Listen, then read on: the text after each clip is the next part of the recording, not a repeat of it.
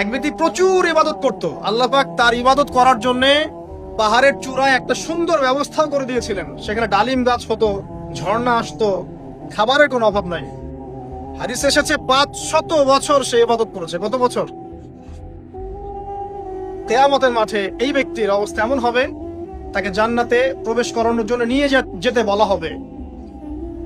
যাও আমার রহমতে জান্নাতে চলে যাও। আল্লাহ পাক তাকে এই কথাটা বলবেন।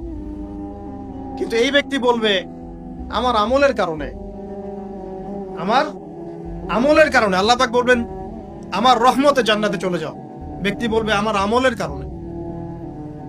আল্লাহ রাব্বুল আলামিন তখন তাকে দেওয়া সমস্ত নেয়ামত গুলোকে এক পাল্লায় করবেন, আর তার সমস্ত আমলকে আরেক পাল্লায় করবেন। তারপর দেখা যাবে আল্লাহর সমস্ত নিয়ামত তার একটা চোখের সমান হয় নাই। কথা কি বুঝতে পারছেন? একটা চোখের যে নিয়ামত আল্লাহ পাকের, সমস্ত আমল ও 500 বছরের ইবাদত এতটুকু হয়নি। তারপর তাকে বলা হবে ওকে জাহান্নামে নিয়ে যাও।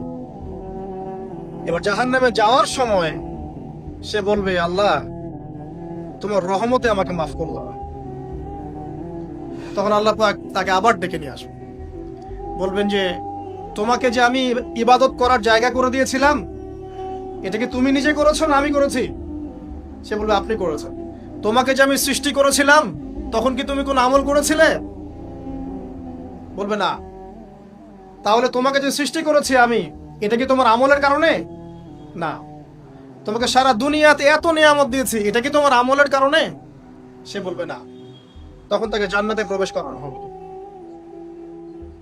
কিয়ামতের মাঠে এমন অনেক ঘটনা ঘটবে যেটা আমাদের চিন্তার বাইরে।